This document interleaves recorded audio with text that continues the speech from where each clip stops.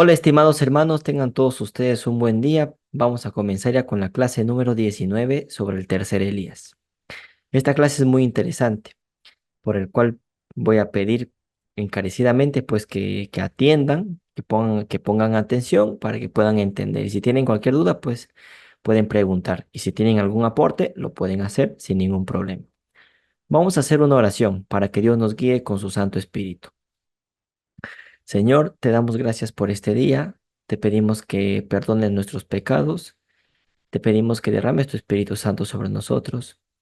Ayúdame a explicar este tema de una manera fácil y sencilla para que puedan entender los hermanos, Señor, los que están escuchando en vivo y los que van a ver a través del canal de YouTube.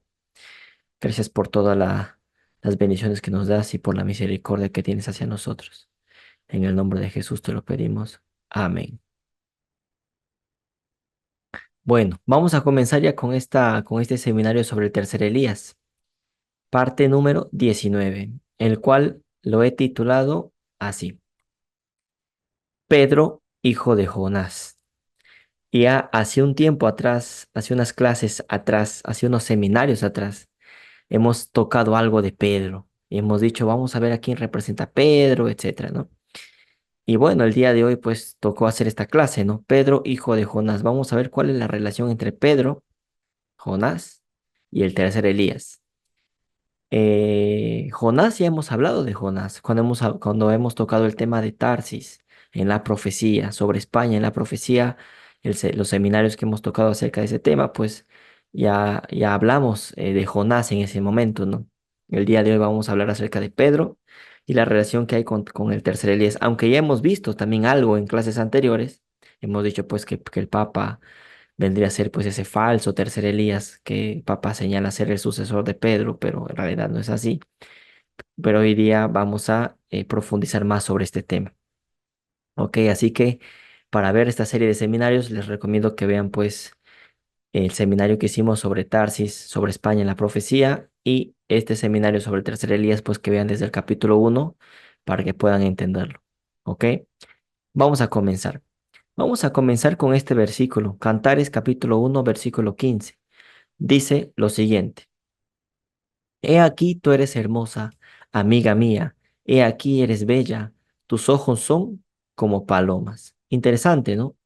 Aquí se nos está, bueno, en el libro de Cantares se nos narra la relación que hay entre el esposo y la esposa y su amada, es decir, entre Cristo y su iglesia, ¿ok?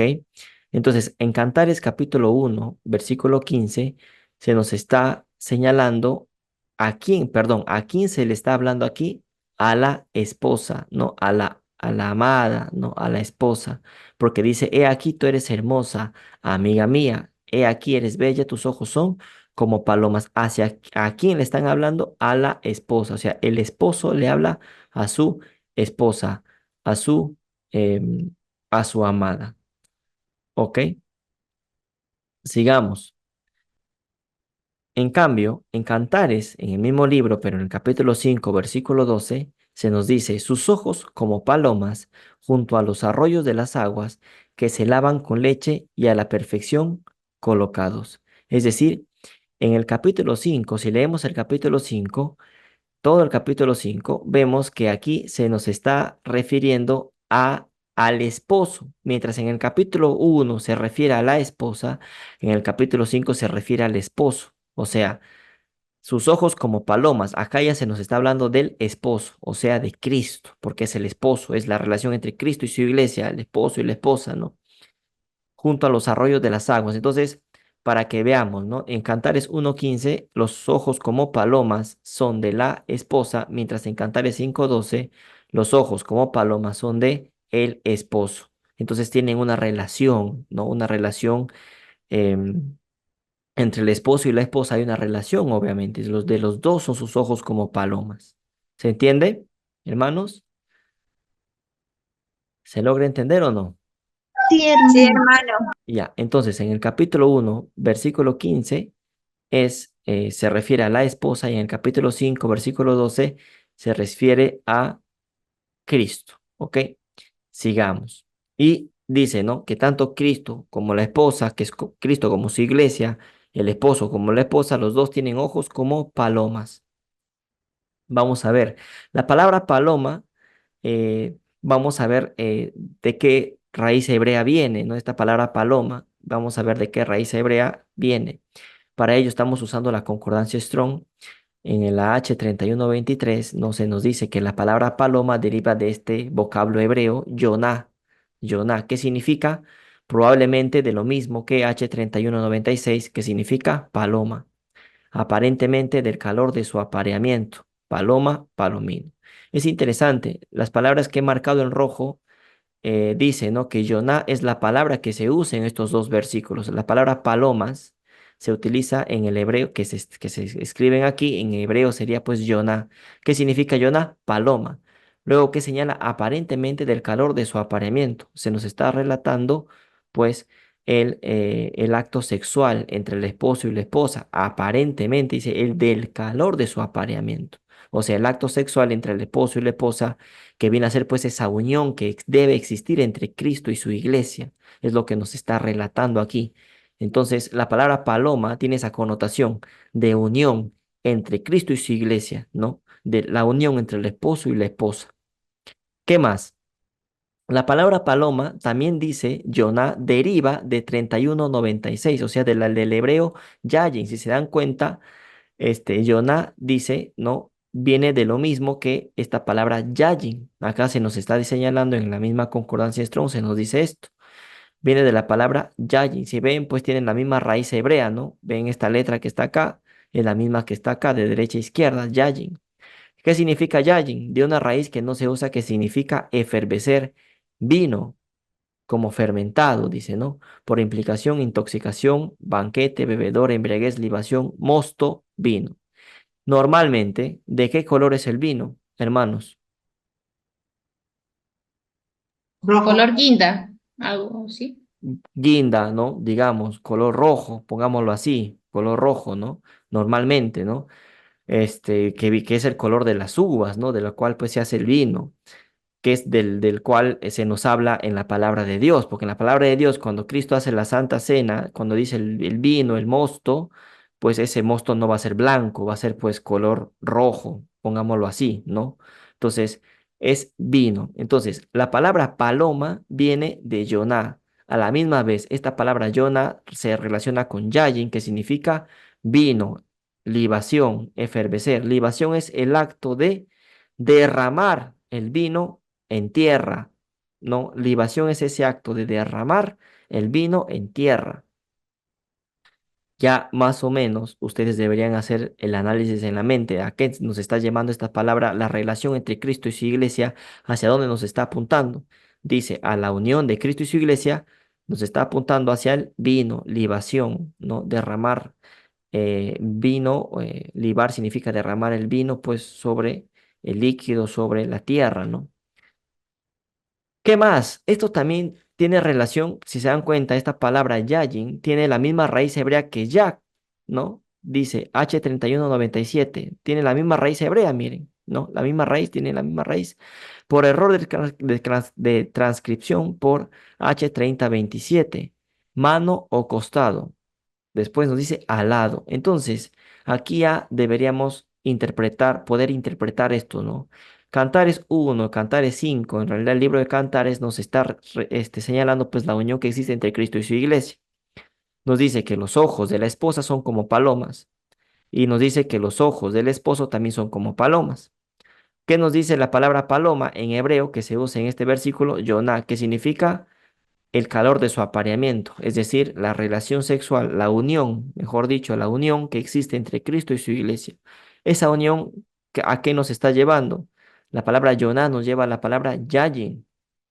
La misma concordancia Strong nos lo apunta, pero y también tienen la misma raíz, nos lleva a Yayin. ¿Qué significa Yayin? Efervecer, vino, libación. Y Yayin comparte la misma raíz que Yak, que significa mano o costado. Entonces, a ver, se nos está diciendo entonces que la palabra paloma está relacionado con el costado traspasado de Cristo, el cual pues cuando Cristo fue crucificado en la cruz, al ser traspasado su costado con esa lanza, su sangre cayó en libación, cayó a tierra y luego pues prosiguió su camino hasta llegar al arca de la alianza, ¿no? ¿Se entendió la relación que hay entre todo esto? Sí, pastor. Muy Sí, bien, hermano. muy Sí, bien. hermano. Sigamos entonces, sigamos. ¿Qué tiene que ver esto con Pedro, hijo de Jonás? Ahora lo vamos a ver, ahora vamos a relacionar todo esto. Libación, ¿no? Acción de derramar vino u otro licor en honor de alguna divinidad. Bueno, eso es según la definición que da la Real Academia de la Lengua Española. Obviamente, ¿no? En honor a de alguna divinidad. Claro, las culturas paganas copiaron esto, porque el diablo nada inventa, solo copia. Y tanto copia que al final vamos a estar atentos, ¿no? Al final de este seminario, a la conclusión a la cual llegamos, pues vamos a ir a una conclusión en la cual pues el diablo copia, nada inventa. Eso lo vamos a ver al final, pero siempre él copia, nada inventa. Entonces, esto de derramar vino o otro licor en honor de alguna divinidad, pues es, obviamente, se refiere a alguna cultura pagana, pero en este caso, obviamente, es Dios quien hizo esto, ¿no? El diablo ya sabía que esto iba a suceder y lo único que hizo fue copiar. Pero la verdadera definición en este caso sería pues que la sangre de Cristo libó, es decir, cayó a tierra, siguió su camino y entró pues al arca de la alianza, ¿no? Sigamos. Tenemos aquí una paloma, si vemos por la parte del, una paloma muy hermosa, si vemos por la parte del pecho, vemos en la forma de su ala, ¿no? Acá lo he señalado con rojo, la forma del ala de esta paloma. Se puede ver, ¿no? Que está coloreado con color rojo. Entonces, esta ala de la paloma tiene forma de un ojo. Tus ojos son como palomas y vemos la forma del ojo, pues se aproximaría mucho a la forma del ala de esta paloma. ¿Estamos? Entonces es lógico pensar eso. Este es en Cantares se nos dice eso, ¿no? Tus ojos son como palomas, como señalando que tus ojos son hermosos, ¿no? La relación que hay entre Cristo y su iglesia y vemos pues que realmente la forma del ojo, ¿no? Este, desde un cierto ángulo pues se parece mucho a la forma del ala de una paloma. ¿Estamos? Sí, pastor. Muy bien. Se logra ver, ¿verdad? No, no estamos forzando nada. ¿Estamos, hermanitos? ¿Sí? ¿Alguna duda hasta ahí? No, hermano. Muy bien. Sigamos entonces. Entonces tenemos acá Cantares 1.5, Cantares 5.12, eso ya lo hemos visto, lo acabamos de ver. Dice ayin, ¿no? ¿De dónde viene la palabra ayin? Es decir, esta palabra que está ojos, esta palabra ojos que se encuentra en Cantares 1.15 y en Cantares 5.12, esa palabra ojos en hebreo viene a ser ayin. La palabra ojos en hebreo significa ayin, perdón, viene de ayin. ¿Y qué significa? Dice, probablemente palabra primaria, ojo, literal o figurativamente, ¿no? Por analogía, fuente, como el ojo del paisaje, agradar, aspecto, cara, ceja, color, contento, crimen, desagradable, desagradar, dificultad, disgusto, dice, ¿no? Donde bien te parezca, estimar, faz, fuente, grato, gustar, iniquidad, mirar, ojo, ¿no? Ojo. Opinión, parecer, pesar, placer, preocupar, presencia, satisfecho, vigilante, vista, vigilante, ¿no? Hemos hablado del vigilante, el que vigila, el guaita, el que vigila, el que está alerta. Es una característica del tercer Elías, porque vigilas con los ojos, hay que estar atentos, ¿no? Con los ojos. Entonces, esta palabra ojos viene del hebreo ayin, el cual está relacionado con yayin. ¿Se acuerdan? Ayin, que es esta palabra ojo, ojo, está relacionado con yayin. Se suena similar, ¿verdad? Yayin, que significa libación, vino, está relacionado con la palabra ojo, que significa ayin. Entonces, esta palabra ojos, tus ojos son como palomas, nos están, este, direccionando, ¿no? Todo este, si vemos el significado, el concepto de estas palabras, tanto de ojo como de paloma, nos están apuntando a dónde? Al costado traspasado de Cristo. Ayin, Yayin, ¿no? Yayin, tenemos acá, y Ayin, ¿no? Acá vemos la palabra Yayin, vemos que está escrito con estas letras hebreas, vemos pues que comparten, ¿no? Las mismas letras, tanto Yayin como Ayin. No al inicio, pero sí en la parte final, las dos últimas letras de la palabra Yayin y las dos últimas letras de la palabra Ayin comparten, son las mismas letras. ¿Se dan cuenta? Uno significa libación y el otro significa ojo. Entonces, Ayin está relacionado con Yayin, ojo está relacionado con paloma. ¿Se entiende, Sí, hermanos? pastor. Sí, hermano. Sí, Ya, hermano. Sí, entonces, hermano. y pregunta, ¿el ojo está relacionado con la paloma? Sí, porque el hebreo lo dice, pero si vemos la imagen, el ojo está relacionado con la paloma. Claro que sí. Y esta ala de esta paloma tiene forma de ojo. Ok, tiene forma de ojo.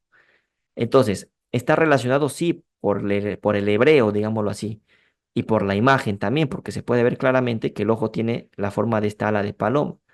Pero ¿acaso esta forma de ojo, no, perdón, esta forma de ojo, perdón, la forma que tiene el ojo, no es como una abertura? Cuando a Cristo le hicieron esa llaga en el costado izquierdo, ¿no quedó una abertura semejante a esta? Sí, Pregunto.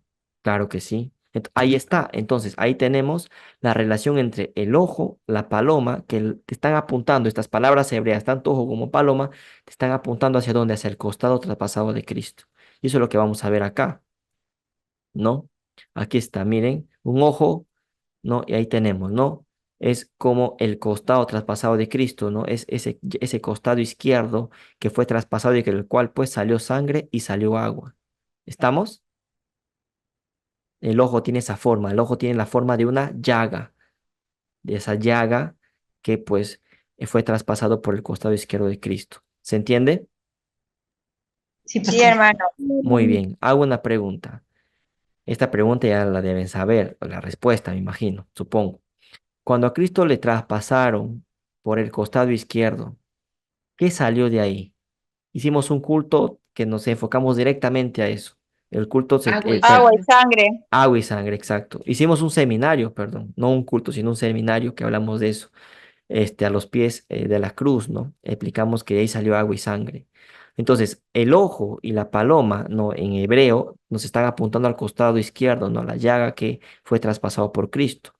Y el ojo tiene forma de esa llaga, y de esa llaga salió sangre, ¿no? Ahora, cuando uno llora, esas lágrimas que salen del ojo, ¿no es agua? ¿Sí o no? Sí, Sí, sí. Entonces ahí tienes al ojo, esa llaga de la cual sale agua y sangre. Agua porque, claro, cuando uno llora, cuando salen las lágrimas es agua y sangre, pero ¿de dónde sale sangre? Pues en el significado del hebreo. Ojo está relacionado con paloma, ¿no? Ojo, ayin está relacionado con yayin y, y yayin está relacionado, es libación, es derramamiento de sangre, de vino. Entonces, ahí está.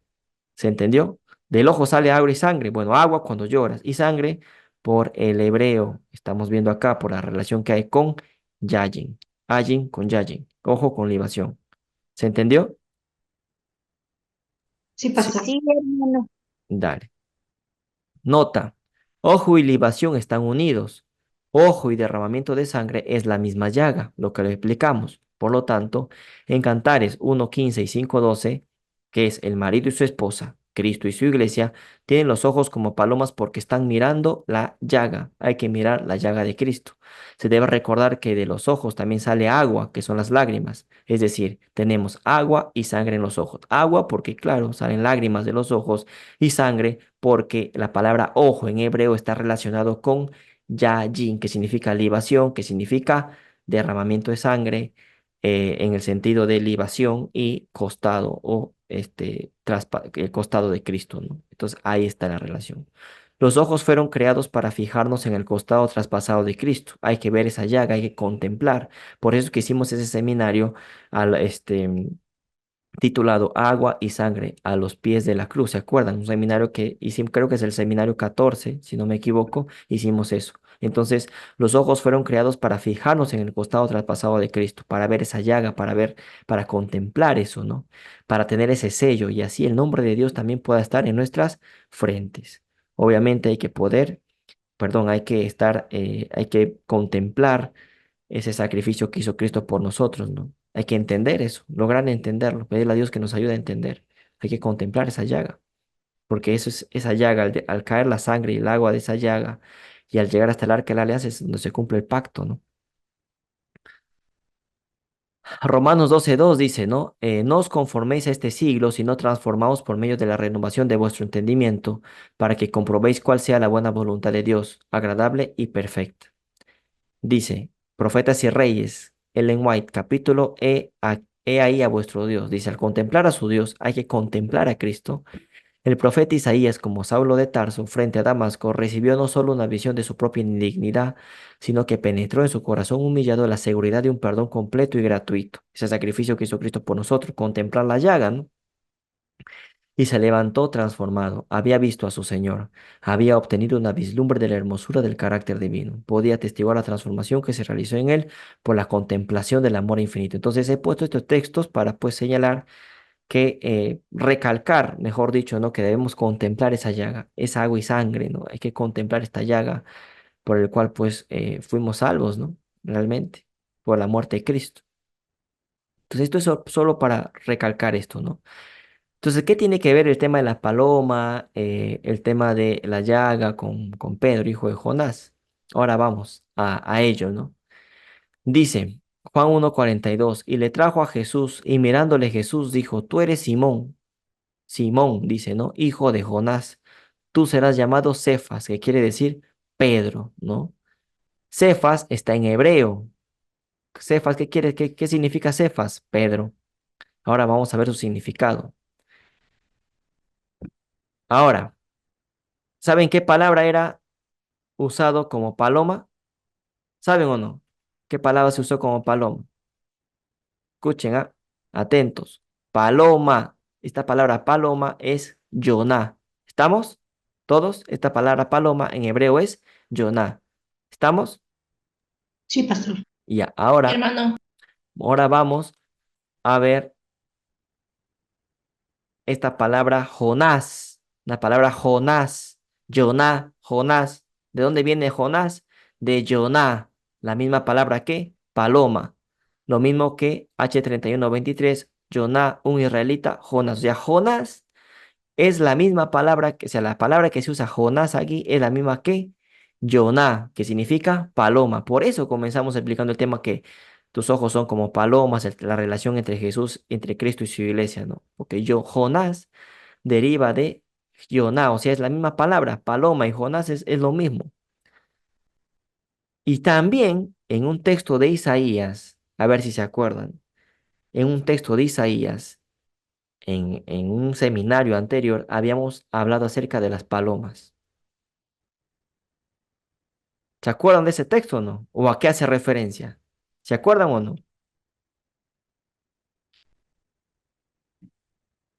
Bueno, vamos a recordarlo. Vamos a recordarlo porque eso ya lo hemos explicado. Sigamos. Yoná, ¿no?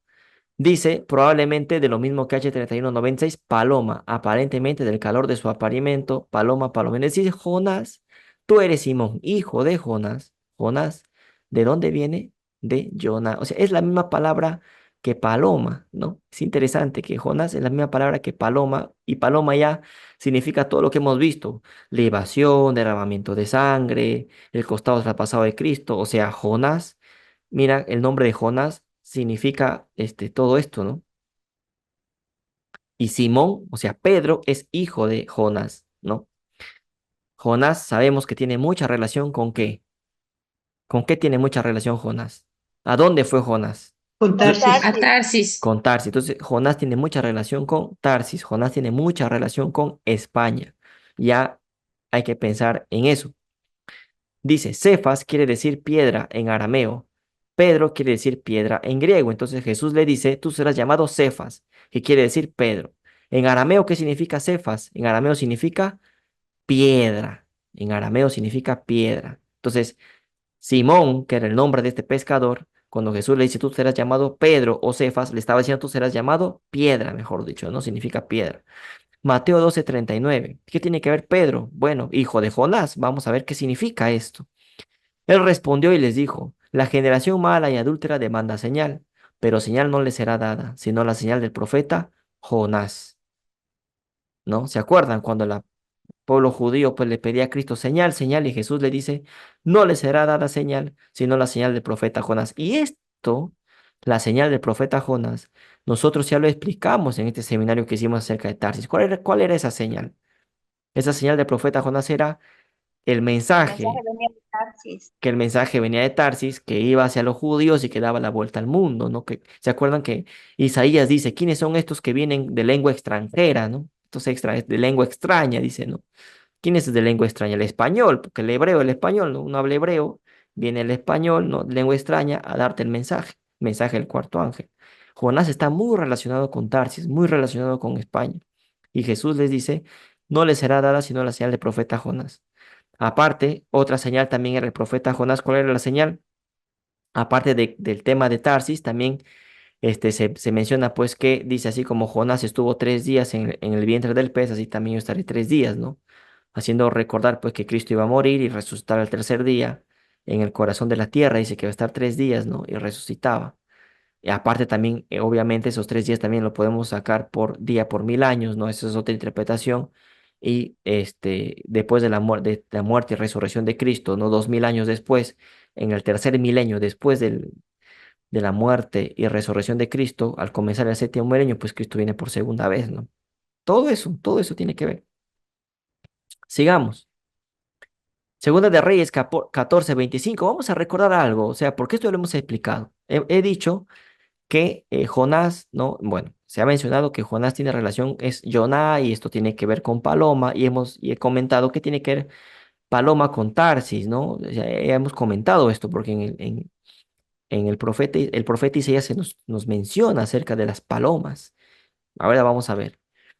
Segunda de Reyes 14:25 dice, él restauró los límites de Israel desde la entrada de Hamat hasta el mar de Arabá, conforme a la palabra de Jehová Dios de Israel, la cual él había hablado por su siervo Jonás, hijo de Amitai, profeta que fue de Gat-Efer. Habíamos señalado que, bueno, Jonás fue hijo de Amitai, este último fue profeta de Gat-Efer. Gat-Efer se encuentra en la tribu de Zabulón. Esto lo voy a pasar rápido porque esto ya lo hemos hecho en el seminario de Tarsis, ¿no?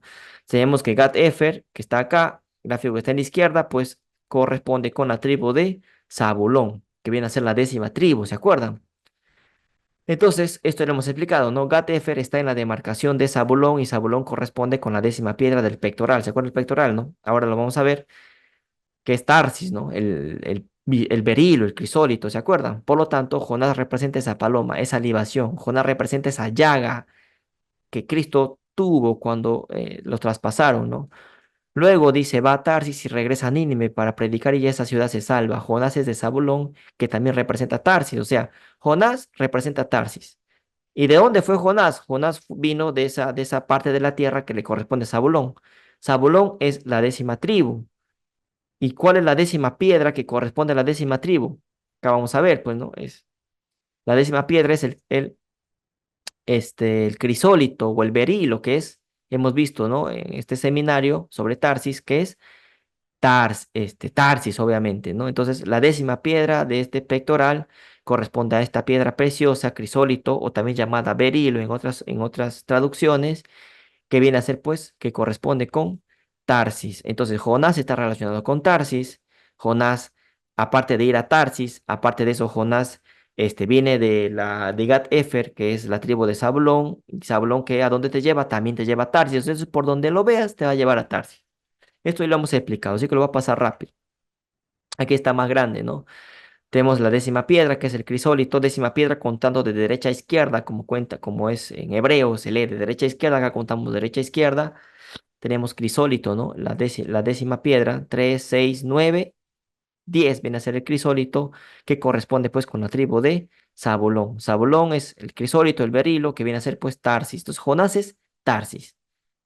Jonás es Tarsis. Entonces, Simón, o si no, o mejor dicho, Pedro, hijo de Jonás. Si reemplazamos la palabra Jonás por Tarsis, diría Pedro, hijo de Tarsis.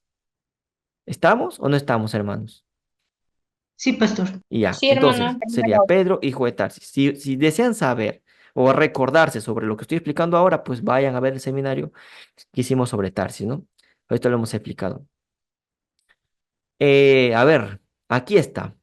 Aquí está, el libro del profeta Isaías, ¿no? Dice, Isaías 60 del 1 al 9. Isaías 60 del 1 al 9 nos está hablando del Tarsis. Esto lo hemos explicado. Vamos al versículo 8.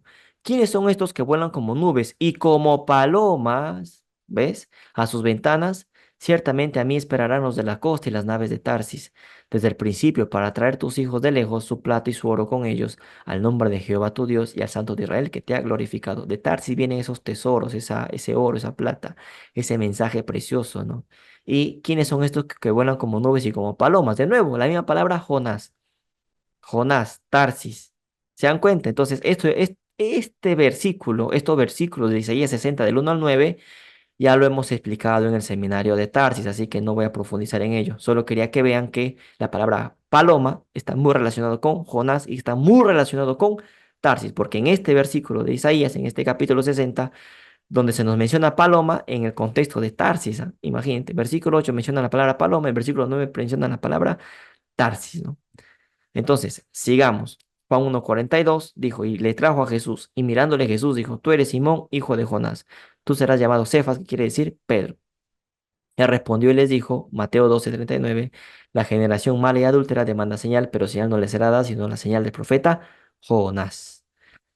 ¿Ok? Entonces lo que quería ver, que recuerden con esta filmina es pues que vean que la palabra paloma está muy relacionada con Tarsis, con Jonás. Ahí está muy relacionado. ¿Ok? ¿Se entendió, no? Esto lo estoy pasando rápido porque ya lo hemos explicado en su momento. ¿Se acordaron de esto, hermanos? ¿Sí? Sí, ¿Se pastor. acuerdan? Ok. ¿Qué dice el lenguaje acerca de esto? ¿No? El deseo de todas las gentes. Capítulo de nuevo a orillas del mar. Dice, hasta entonces Pedro había conocido a Cristo según la carne, como a muchos le conocen ahora, pero ya no había de quedar así limitado. Ya no le conocía como le había conocido en su trato con él en forma humana. Le había amado como hombre, como maestro enviado del cielo. O sea, le había querido a Cristo como un ser humano, pero ahora, dice, le amaba como Dios. O sea, Pedro en un principio amaba a Cristo como un ser humano, como tomas a un ser humano, ¿no? Pero después ya Pedro llegó a amar a Cristo como Dios, obviamente. Y es lo que nosotros debemos hacer. Había estado aprendiendo la lección de que para él Cristo era todo en todo. ¿Ah? Ahora estaba preparado para participar de la misión de sacrificio de su Señor. Cuando por fin fue llevado a la cruz, fue a petición suya, crucificado con la cabeza abajo, hacia abajo. Pedro pidió ser crucificado al revés, con la cabeza hacia abajo, ¿no? Pensó que era un honor demasiado grande sufrir de la misma manera en que su maestro había sufrido. O sea, de amarle a Cristo como un ser humano, ahora le amaba como Dios. Impresionante. Dice Juan 1:42, y le trajo a Jesús, y mirándole Jesús dijo, tú eres Simón, hijo de Tarsis, o dicho, hijo de Jonás, tú serás llamado Cefas, que quiere decir Pedro. Pedro, entonces, hijo de Jonás. Jonás tiene que ver mucho con Tarsis. Entonces sería Pedro, hijo de Tarsis. ¿Estaría bien esa relación o no? Sí, Ok. Lo estamos desprendiendo del texto, ¿no? Pedro, Jonás nos lleva Paloma, Tarsis, y hemos visto, hemos demostrado eso muchas veces, que Jonás está muy relacionado con Tarsis. Pedro, hijo de Tarsis, ¿y Tarsis qué es? España. Entonces diríamos, Pedro, hijo de España, Pedro, hijo de España, oye, ¿qué estás hablando? ¿Y qué tiene que ver Pedro? Vamos a ver a quién representa Pedro entonces. Sigamos. Tenemos acá el escudo del Vaticano, su escudo de la bandera del Vaticano. Eso lo hemos visto en la clase anterior. Tenemos acá las tres cruces, una cruz a la izquierda, una cruz a la derecha y una cruz en medio que está boca abajo. Si vemos que la cruz que está boca abajo está en medio de estas dos cruces, ¿se logra ver, hermanos? ¿Se logra ver? sí, Muy bien. ¿Y quién fue crucificado en medio? Perdón, boca abajo. Pedro, ¿verdad? Pedro. Entonces es como si nos estarían diciendo que Pedro es el centro de la iglesia. A ver, acá tenemos una imagen de Cristo en el monte Calvario, en el monte de las calaveras. Cristo es la cruz que está en medio, pero al costado tiene a dos ladrones. Entonces, si vemos a la imagen de la izquierda del escudo del Vaticano, tenemos tres cruces, uno a la izquierda, uno a la derecha y uno boca abajo. Mientras que en el Monte Calvario tenemos tres cruces también, pero la diferencia es que no hay ninguna cruz boca abajo, porque la cruz de Cristo está boca arriba. Entonces, el Vaticano, el centro del Vaticano, mejor dicho, el centro de la Iglesia Católica, no busca que sea Cristo el centro, sino ¿quién? Pedro. Pedro, porque está boca abajo. Si la cruz estaría boca arriba, bueno, daría que pensar, pero si está boca abajo, entonces, ¿qué mensaje nos está mandando el Papa, el Vaticano, con esta escudo, con este escudo? Que Pedro vendría a ser pues el centro de la iglesia. ¿Acaso el Papa no dice ser sucesor de Pedro? Él no vendría a ser, digamos, el centro de esa iglesia. ¿Estamos o no? Entonces, el centro de la iglesia en la iglesia católica no es Cristo, vendría a ser Pedro, entre comillas. Celeste o José, ¿desean comentar o preguntar? Sí, hermanito, quería comentar también que Papa pues significa Pedro Apóstol, príncipe de los apóstoles, ¿no? Com- Haciendo referencia a que Pedro pues está cimentado sobre Pedro, todo lo que tiene que ver con el Vaticano. Así es. Y sobre eso vamos a hablar ahora, ¿no? Porque se nos señala que cuando Cristo le dice a Pedro, ciertamente tú eres Pedro, y sobre esta piedra edificaré mi iglesia, lo cual se ha prestado a una interpretación errónea, ¿no? Porque dice, no, que la piedra es Pedro. No, vamos a ver, vamos a ver. Bueno, si sobre esta roca edificaré mi iglesia, pero no dice sobre esta piedra, sino sobre esta roca edificaré mi iglesia. Y muchos piensan pues que la iglesia católica lo tomó como que Pedro es la roca. Entonces, ¿por qué Cristo hizo eso, no? ¿Por qué no le llamó Simón? Y de hoy en adelante te llamarás pues Marco, Pablo, no sé. ¿Por qué le tuvo que poner Pedro, no? O sea, pero vamos a ver cuál era el mensaje que nos están mandando ahí. Sigamos. La paz de Dios, ¿no? Acá ponemos entonces que el centro de la iglesia, de la iglesia católica, obviamente, vendría a ser pues Pedro, ¿no? Y no Cristo. Ahí está. Después, obviamente, esto lo reemplazamos por el Papa, ¿no? ¿Pedro pidió ser el centro de la iglesia? ¿Cuál sería su respuesta? Pedro No. pidió, no, No. no, él nunca pidió ser el centro de la iglesia, obviamente. Pero ¿por qué lo pusieron en el centro? Entonces, sigamos. Estas tres cruces que vemos acá nos está llevando al Monte Calvario, dado que la palabra de Dios dice que en el Monte Calvario estaban las tres cruces, ¿no? La cruz de Cristo más la de los ladrones. Satanás nos está restregando en la cara con esta cruz invertida que Pedro está en el centro de la iglesia. Así, ¿no?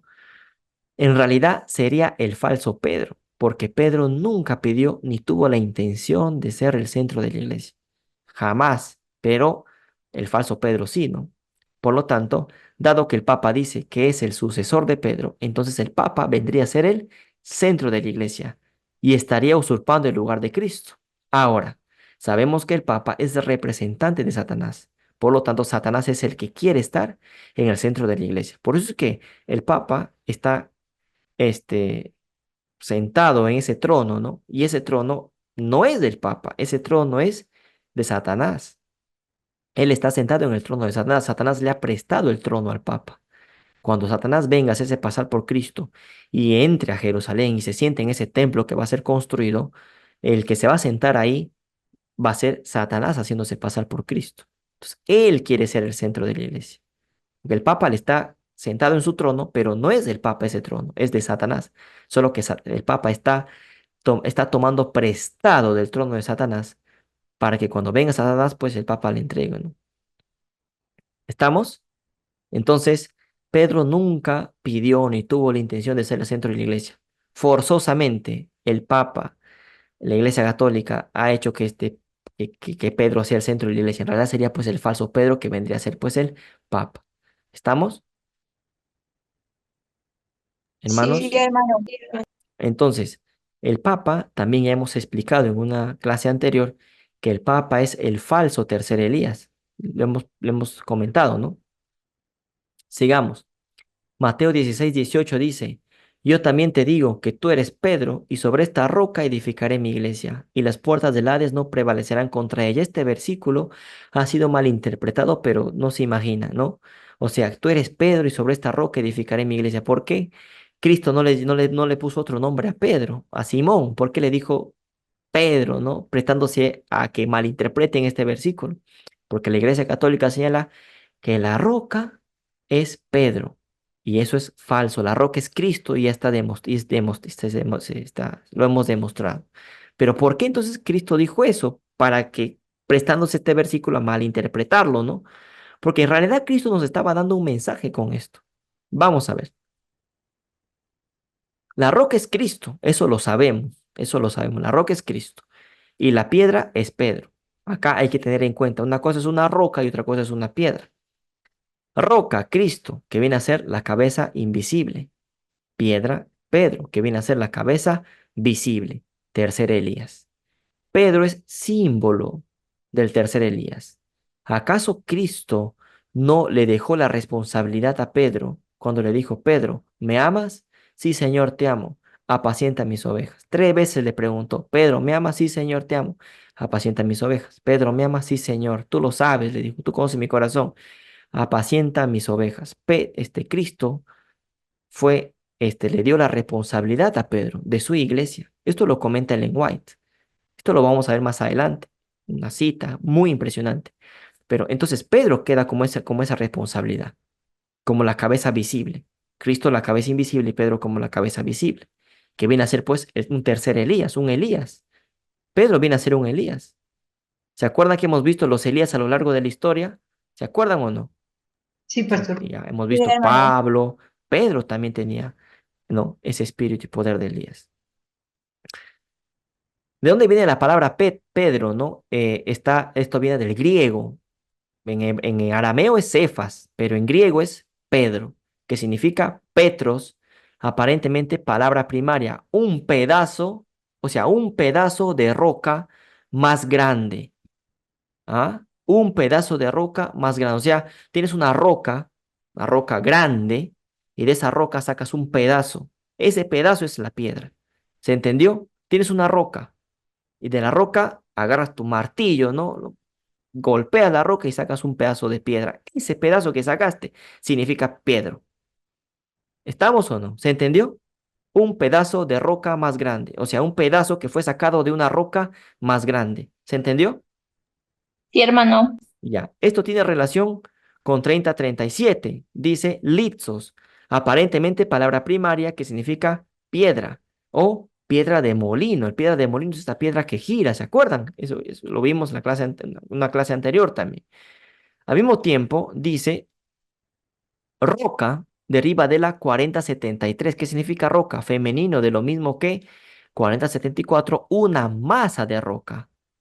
Peña, piedra, roca, una masa de roca. Mientras que Pedro significa un pedazo de roca, roca significa masa de roca, o sea, es una masa, una roca grande. ¿Se entendió o no? Entonces tienes Pedro, que es una piedra pequeña, y roca, que es una roca grande, que es Cristo, es una masa de roca. ¿Y de dónde sale Pedro? Pedro sale de ese pedazo de roca.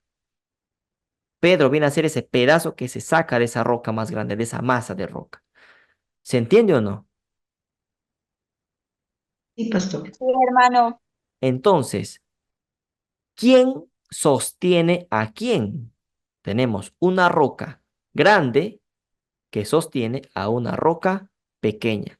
Cristo sostiene a Pedro, porque Pedro es sacado de esa roca grande.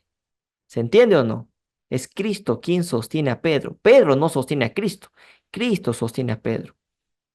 Una roca grande, que es Cristo, sostiene a la roca pequeña que está dentro de esa roca grande. ¿Estamos o no? Sí, hermano. Sí, pastor. Muy bien. Se tiene que Petros, pedazo de piedra, es parte de Petra, que es masa de roca. Es decir, Pedro, que es la piedra, es parte de Cristo, que es la roca, lo que hemos explicado ahora. Deseo a todas las gentes, el capítulo Previsiones de la Cruz dice, Jesús continuó, mas yo también te digo que tú eres Pedro y sobre esta roca, y sobre esta piedra, perdón, o roca, no edificaré mi iglesia, y las puertas del infierno no prevalecerán contra ella. La palabra Pedro significa piedra, canto rodado. El canto rodado son esas piedritas que están en los ríos o en el mar, ¿no? En las orillas del mar o en los ríos, esas piedritas, eso es un canto rodado. Pedro no era la roca sobre la cual se fundaría la iglesia. Las puertas del infierno prevalecieron contra Pedro cuando negó a su Señor con imprecaciones y juramentos. Ahí Pedro falló y pecó. La iglesia fue edificada sobre aquel, en mayúscula, ¿no? Contra quien, o sea, sobre Cristo, contra quien las puertas del infierno no podían prevalecer, porque Cristo no pecó. Tenemos entonces estas piedritas que vienen a ser Pedro, viene a ser este canto rodado, estas piedras que son sacadas de la roca más grande. Luego tenemos acá una roca, semejante monte, semejante roca, un rocón. Entonces, hay diferencia entre decir piedra y roca. Hay una gran diferencia. Esta piedrita fue sacada de esta roca. Esta roca sostiene esta piedrita que está acá. ¿Estamos? Sí, pastor. Muy bien. La imagen de la izquierda es un canto rodado y la imagen de la derecha es un acantilado, una roca grande. Claramente son dos cosas distintas. Petros, pedazo de piedra, es parte de Petra, masa de roca. Es decir, Pedro es parte de Cristo. La piedra es parte de la roca. Es Cristo quien sostiene a Pedro. Sigamos. Y le trajo a Jesús, y mirándole de Jesús dijo, tú eres Simón, hijo de Jonás, tú serás llamado Cefas, que quiere decir Pedro, ¿no? Cefas, Pedro y Cristo, Cefas quiere decir Pedro, ¿no? Pedro y Cristo son piedras, los dos son piedras, ¿no? En el sentido de la común de la palabra, la diferencia es que uno sostiene al otro, uno es la roca y el otro pues es una piedra pequeña, ¿no? Cristo sostiene a Pedro. Cefas, ¿no? De origen caldeo, compárese con el H, con ese H es del hebreo 37:10, que significa roca, Cefas, sobrenombre de Pedro, Cefas, que viene de Kef, que significa roca hueca, peñasco, roca, roca hueca, o sea, es una piedra hueca. Entonces, Cefas significa una piedra, pero hueca también. ¿Qué significa esto? Ahora lo vamos a ver. Eso a la misma vez deriva de kafaf, ¿no? Raíz primaria, curvar, abatir. Dice adorar, caer, inclinar, oprimir, curvar. Curvar, ¿qué significa curvar? Vamos a ver. Y esto a su vez deriva o tiene relación con kaf, hueco de la mano o palma, así la pata de un animal, de la suela e incluso el tazón de un plato u onda. Un tazón tiene una forma curva, la manija de un perno, hojas de una palmera. La palmera, las hojas de la palmera también son curvas, curviadas, ¿no?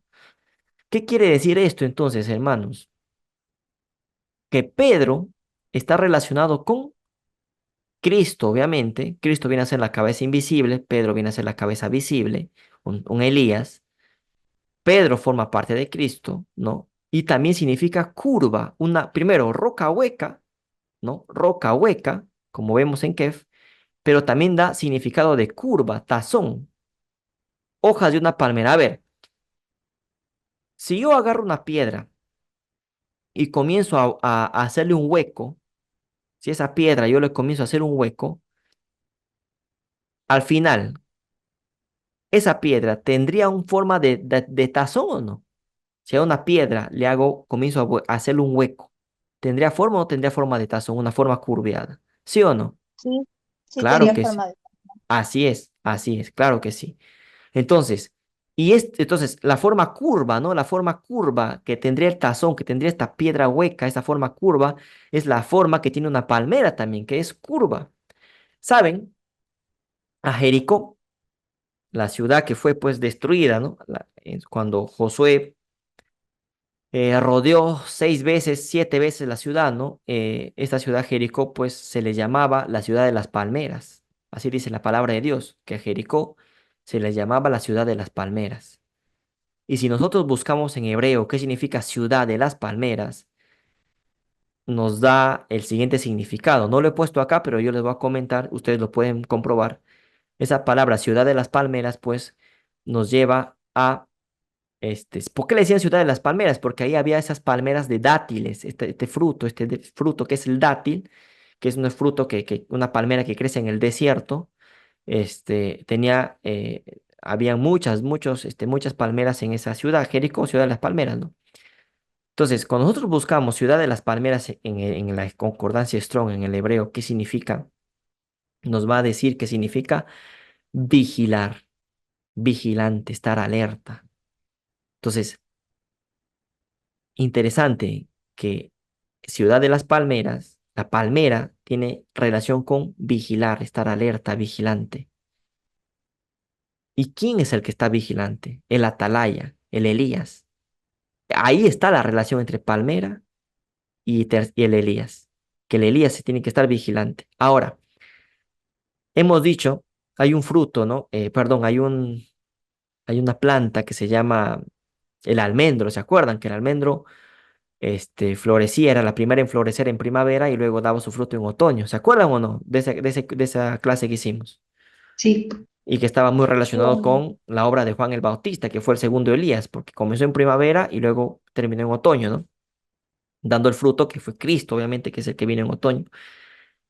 Imaginen, bueno, imaginen no, sino esto es real, que la palmera, esta palmera de dátil, esta fruta, esta palmera, también florece en primavera, y claro, florece en primavera y también da su fruto en otoño. O sea, tiene relación con el almendro. Entonces la palmera está muy relacionada con el Elías. Y miren que Pedro, que es roca hueca, que es una piedra hueca, que es un tazón, y que también significa hoja de palmera, entonces también entonces está relacionado con Elías. ¿Estamos o no estamos, hermanos? Sí, pastor. Ok. Todos, ¿no? Sí, ¿no? ¿Se entiende o no? Sí, Entonces, Sí, hermano. la palmera está muy relacionada con Elías, está muy relacionado con Pedro, Juan el Bautista ya, y aquí se nos vienen todos los conceptos. Y pero, ¿qué significa esta roca hueca, no? Ahora vamos a ver. Salmo 92, 2 al 15. El justo florecerá como la palmera, crecerá como cedro en el Líbano, plantados en la casa de Jehová, en los atrios de nuestro Dios florecerán, aún en la vejez fructificarán, estarán vigorosos y verdes, para anunciar que Jehová, mi fortaleza, es recto y que en él no hay injusticia, ¿no? Cantares 5:11, su cabeza es de oro, del más puro, sus rizos son racimos de palmera, negros como el cuervo. Está hablando de Cristo. La forma del cabello de Cristo son rizos, son ondeados como racimos de palmera, dice. Impresionante cómo la palmera está relacionada con Elías, con Cristo. Claro, es que uno es la cabeza invisible, otro la cabeza visible. Entonces tienen que tener, ¿no? Esa unión, ¿no? Tanto Cristo con su pueblo y con Elías, el individuo y con su pueblo, Elías, el pueblo, el grupo también, ¿no? En el Salmo, en este Salmo que hemos leído, nos habla de la iglesia como la palmera. Y en Cantares nos habla de Cristo como la palmera. Esto es algo ya que ya debemos relacionar. En Cantares, por ejemplo, cuando vimos en Cantares capítulo 1 sobre el tema del ojo de paloma, el ojo de paloma tiene la mujer como el varón, ¿no? Ahora, la palmera también está relacionado como la iglesia, pero también está relacionado con Cristo. Entonces, tienen ambas las mismas características. Ambos tienen las mismas características. Entonces, Cristo está relacionado con su iglesia. Es decir, hay una unión entre Cristo y su iglesia. Si Cristo es A, su iglesia es A. Si Cristo es B, su iglesia es B. Si Cristo es blanco, su iglesia es blanca. Tiene que ser así porque están unidos, son uno solo. Entre Cristo y el tercer Elías, y esto es el mensaje final. Tiene que haber unión entre Cristo y el tercer Elías. Claro que sí.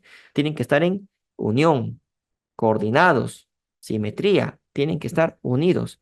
Y el tercer Elías hablando del individuo, pero también hablando del pueblo. El pueblo de Dios del tiempo del fin es el pueblo del tercer Elías. Tienen las mismas características. Y la palmera se relaciona con Cristo, se relaciona con Elías, y ha explicado por qué, ¿no? Y Pedro está relacionado con Elías entonces. Está relacionado. ¿Estamos? Sí, pastor. ¿No? Kaf, ya lo hemos visto, ¿no? ¿Qué significa? Acá tenemos, ¿no? Un tazón. Vemos acá el templo de Salomón en su momento, ¿no? En toda su gloria. Tenemos acá, pues, estos bueyes, ¿no? Que están sosteniendo un tazón. ¿Qué había en este tazón? En este tazón había agua. ¿Se acuerdan?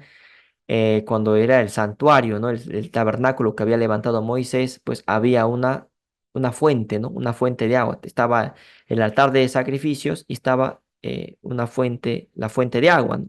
El agua de vida que representa a Cristo. Bueno, esta fuente es esta. Ya en el templo de Salomón, pues en el primer templo de Jerusalén estaba esta fuente y era así. Y en este tazón grande que ven acá, había agua. Y esta agua salía por estos bueyes, ¿no? Salían por estos bueyes, por la boca de estos bueyes. Y esta agua que salía de este tazón grande llenaba estos tazones que están acá más pequeños. Estos tres tazones que ven acá, que están al fondo, digámoslo así, de la imagen, pues eran llenados del agua que salía de este tazón grande. O sea, este tazón grande recibía el agua para llenar a los demás tazones pequeños. ¿Estamos? Sí, pastor. Sí, Entonces, hermano. entonces tenemos tenemos la siguiente explicación, ¿no? Que ¿por qué Pedro es roca hueca o por qué Elías podría ser una roca hueca? Hueca porque es hueca porque hay un espacio en el cual Dios tiene que derramar sobre esta persona y luego esta persona se lo da al pueblo, así como el agua que caía en este tazón y luego se le daba a los demás tazones pequeños, así el tercer Elías recibe lo de Dios y eso él también lo reparte. El conocimiento, la luz que Dios le da, él lo reparte a su pueblo. Roca hueca, una roca que es llenada con agua, que tiene otros huecos, ¿no? Y que por esos huecos también sale el agua y se van a otras rocas. Y así, ese trabajo es un efecto multiplicador que se hace. Pero ¿quién recibe la luz? Elías. Por eso es roca hueca. ¿Se entendió? Sí, hermano.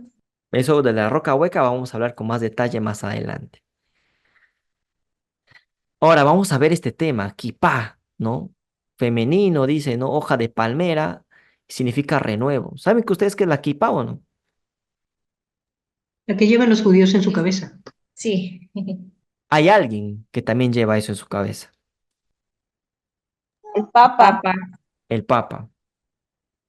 ¿Y qué significa kipá? Hoja de palmera. Pregunto, ¿con qué está relacionado la hoja de palmera? Lo acabo de explicar, que florece en primavera, da frutos en otoño. Palmera en hebreo significa, Jericó, ciudad de las palmeras, que significaba atalaya, vigilante, estar alerta. Entonces, la hoja de palmera, ¿con qué se relaciona? Elías. Elías. Eso ya es automático. Aquí tenemos la kipá, que está muy relacionado con este señor, el Papa, que también lleva una kipá en su cabeza. Es una kipá, ¿ok? El solideo, ¿no? Es lo mismo, hermanos. Entonces, ¿qué nos está diciendo el Papa con esto? ¿Que él es una hoja de palmera? ¿Que él es un Elías? Ya en clases anteriores hemos señalado que él es el falso tercer Elías, lo hemos demostrado. Entonces, aquí sería otra prueba más de que este señor, el Papa, quiere usurpar eso, ¿no? Quiere usurpar, es una copia satánica de lo que vendría a ser el tercer Elías. Acá está otra prueba más. La kipá, ¿qué significa? Dice cúpula, parte superior, es una pequeña gorra ritual usada tradicionalmente por los varones judíos. Sus orígenes son igualmente milenarios y se remontan al Talmud. Dice, simbolizando la necesidad de tener presente en todo momento que Dios está por encima de los hombres, mujeres y las cosas. El tema es de que este señor, el Papa, pues no pone a Dios por encima de los hombres, sino él quiere estar por encima de todo, ¿no? Ahí está el tema. Por eso es que dice que tiene forma curva, porque es una forma curva. El gorrito este tiene una forma curva, ¿no? Ven acá que es una forma curva, ¿no? Si lo vemos en 2D, obviamente, ¿no? El falso Pedro, es decir, el Papa, al colocarse el solideo, está representando la parte superior y dice estar en el centro y se pone su cobertura. Es el falso Pedro cubierto por la paloma que tiene que ver con Semiramis, ¿no? Con esa virgen, ¿no? Cuando en realidad hay un verdadero Pedro que es un recipiente especial con una cobertura real. Miren, sabemos, ¿no? Hoja de palmera, roca hueca. Acá tenemos roca hueca. Si el gorrito, ¿no? Si este tazón lo ponemos boca abajo, sería como una gorra, ¿no? Entonces, ¿qué es lo que tenemos acá? ¿Qué es lo que tenemos aquí? Antes de llegar a las conclusiones, porque ya vamos a terminar, quiero que por favor me digan si han entendido esta clase hasta acá para poder presentar las conclusiones.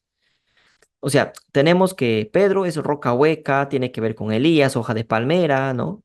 La CAF, ¿qué significa CAF? Hoja de palmera. ¿Qué significa kipa? Hoja de palmera. Entonces, ¿y palmera qué tiene que ver? Está muy relacionado con Elías, con el tercer Elías. Roca hueca, tenemos acá que es un recipiente que recibe agua y que luego reparte esa agua a los demás. Que la kipa tiene forma de una roca hueca, pero está al revés, ¿no? Es como diciendo, pues el Papa, yo soy la parte superior, ¿no? O sea, yo no yo estoy por encima de todos, ¿no? Es lo que significa. Y ahora ya quiero llegar a las conclusiones. ¿Se entendió hasta acá, hermanos? Sí, pastor. Sí, Sí, hermano. hermano. Bueno, seguro, pues confío en ustedes, ¿ah? Sigamos. Dice, conclusiones. Pedro, hijo de Jonás, es decir, Pedro, hijo de Tarsis. Luego, Sabemos que la roca es Cristo y es la cabeza invisible de la iglesia. En ese sentido, Pedro, que significa piedra, sería la cabeza visible de la iglesia. Cierto te digo que tú eres Pedro y sobre esta roca edificaré mi iglesia. Tú eres Pedro, tú eres la cabeza visible. Yo soy la roca, la cabeza invisible. La roca sostiene a la piedra. ¿Estamos? ¿Hasta ahí? ¿Con esa conclusión? Sí, Sí, Ya. hermano. Ahora, Pedro, hijo de Tarsis. Pedro, hijo de Tarsis. ¿Qué nos está diciendo esto?